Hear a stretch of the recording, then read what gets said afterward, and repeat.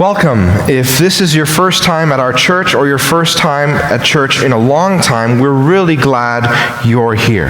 I hope that you had a great summer and are feeling refreshed. So whether you're new or if you've been worshiping with us for a while, I want to thank you for being here, specifically today. Why? Because this weekend is kickoff weekend. We're starting off a new year with a bang. We've had many changes and successes over the past 5 years or so, and this year is one that we hope will bring even more positive change and success. It'll be our most victorious year yet. That's what I want for our church, and I hope that by the end of this message, it's what you want for our church too, and for your family, and for your friends, and for yourself.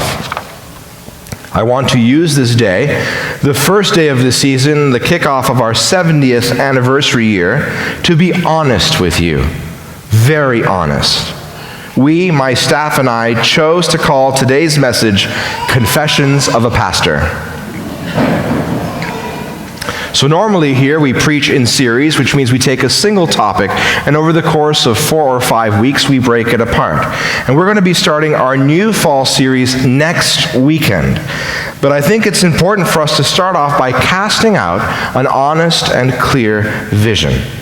I want you to hear my heart for this parish, to let you in on our mission and our vision for this upcoming year, and to know how you can fit into it. I have to admit, before we dive in, that I did not begin my journey here with this kind of vision, or any kind of vision at all. I came in fully prepared to maintain the status quo, because I didn't want to be here. But I'm in a profession where what I want doesn't really matter. So here I am. But I didn't like it. I thought that my first parish as a pastor would be a nice small little place where I can get my feet wet and try all sorts of things. I didn't expect the bishop to send me to one of the largest parishes in the diocese. And it's still growing. And he said, go. When I got here, we didn't have a youth ministry program. We weren't reaching out to the youth at all. We didn't have many programs running. We had a church that was missing stuff. We had a building that had problems. We even had some grumpy parishioners. No. Virtually no staff, and for a while it paralyzed me. I didn't know what to do about it, or even where to start. So for a while, we just maintained. I maintained the status quo because I didn't know what else to do. But you know what? Maintenance mode can be comfortable, but it is incredibly boring. Moving from maintenance mode to mission mode to having a living and breathing vision for this church was not an easy decision. But it was absolutely a decision that I would not take back. It's a good decision. So as it currently stands, our mission statement is pretty simple. And it goes like this: love God, love others, and make disciples. We want to live out our faith authentically. And we believe that these 3 pillars are essential to that. So let's break it down a little bit. Firstly, love God. This one, I know, seems pretty obvious. Love God. We've all heard things like that if we've grown up in church or spent any time around church at all. But we want to make this a practical and essential pillar, not just some abstract throwaway statement. So loving God to us is much more than just giving God a nod by coming to Mass once a week. It's our belief that it's essential for every person to have a personal encounter with Jesus Christ. Our work is not done until every single person in Peterborough has had an encounter with Jesus Christ. Secondly, love others. Everyone is great at loving people until they meet people. They kind of come in and complicate the whole thing, don't they? But in all seriousness, we recognize that relationships are messy. People are complicated, and so loving people is often much more difficult than we want it to be. But we want our church to be a support in that. We don't want a church where you sit beside the same person in the pew for years and you don't even know their name. Our vision for community is welcoming newcomers, but challenging regulars to grow as well. Growing so that together we can grow as a family. We want to provide you with opportunities to connect, from our budding small group programs to couples events.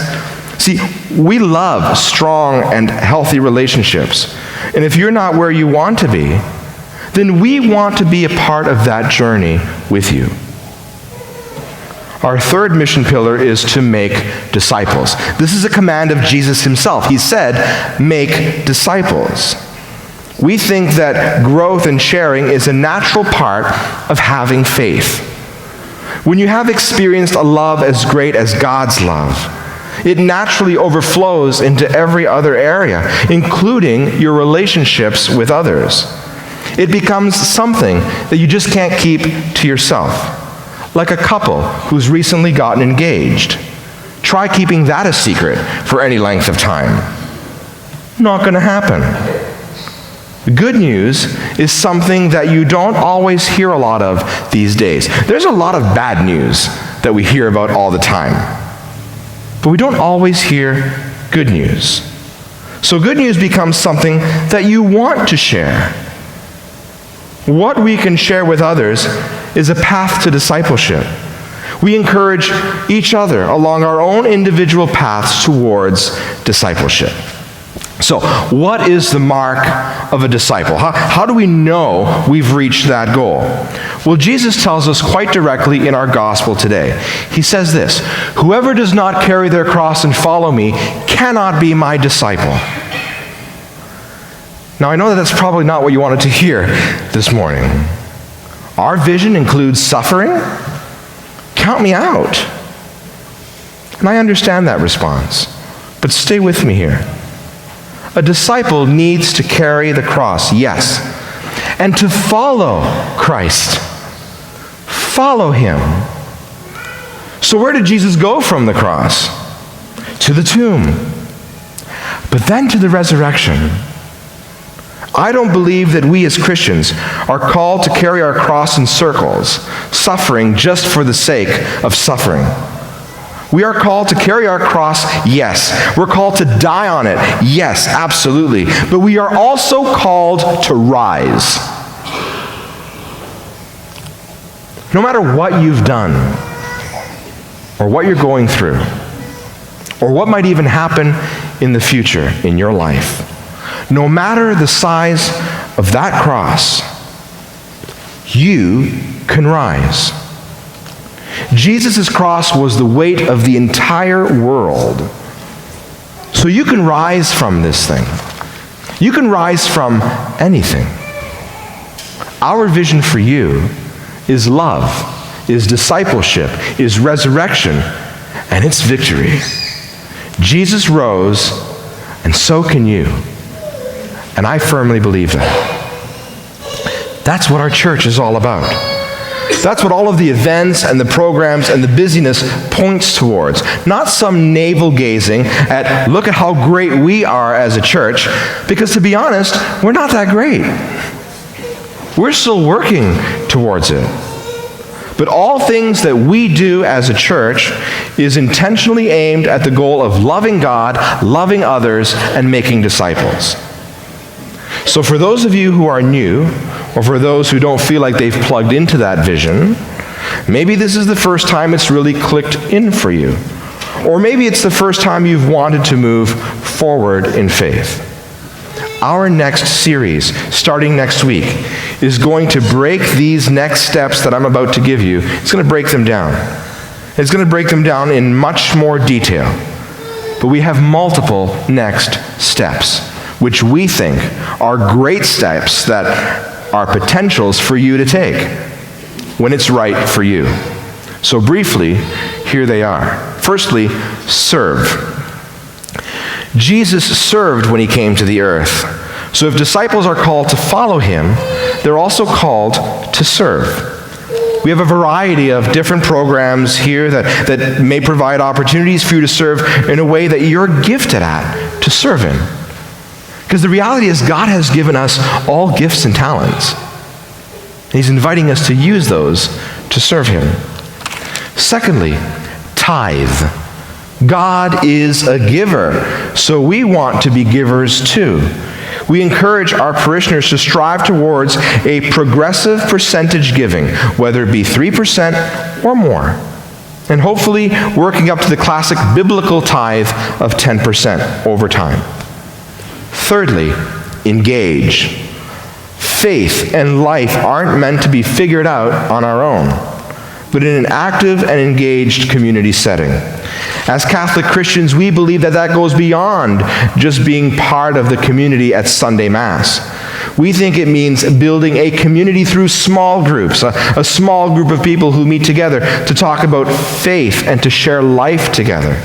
Support is an essential part of the Christian walk. We're not meant to do this alone. We're meant to do this together. Pray.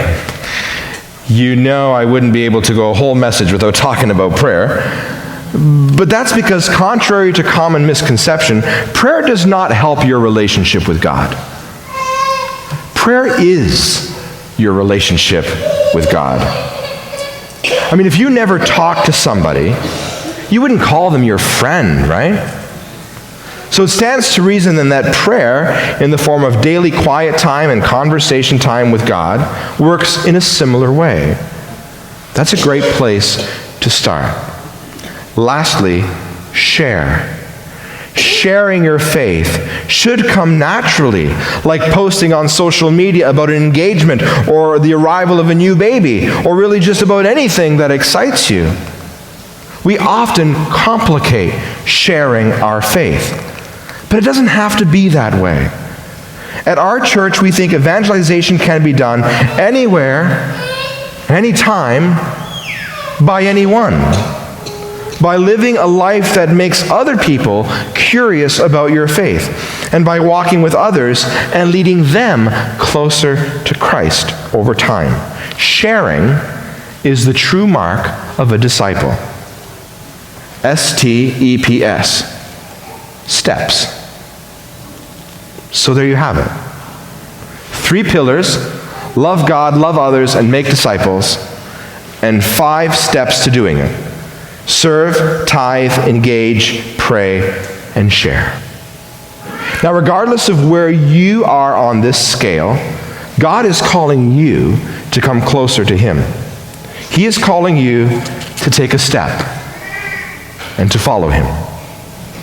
I want to encourage you that whatever that step is, whatever this next year shapes up to be for you, that as a parish, we are here for you. We're here to support you, and we want to be there for you, to help you take the next step, and the next step, and the next. God has a vision for your life and for you. And it is a glorious vision if you will just collaborate with him and let him set that vision into motion.